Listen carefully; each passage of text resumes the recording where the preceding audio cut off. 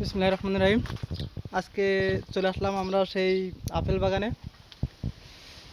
বাংলাদেশের মানুষ আপেল টাকার জন্য কিনে খাইতে পারতেছে না, আর এমন এক অচেনা দেশে আসছি যে সেখানে আপেল পড়ে আছে, হাজার হাজার আপেল, খাওয়ার মানুষ নেই। গাছে ধরেছে হাজার হাজার, বাংলাদেশের মানুষ টাকার জন্য কিনে খাইতে পারতেছে না।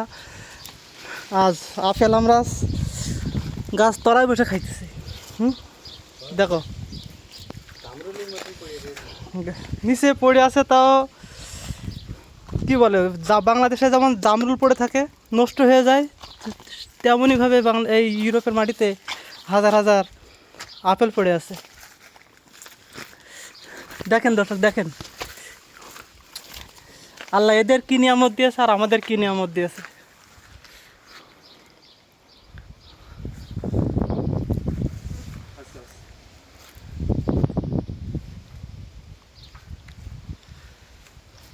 হায় রে আপেল রে, টাকার জন্য তোরে কিনে খাইতে পারতাম না, এখন গাছতলায় বসে আপেল ছিঁড়তেছি, মন যেটা চাচ্ছে সেটাই খাচ্ছি, যেটা ভালো লাগতেছে না সেটা ছুঁড়ে ফেলে দিচ্ছে।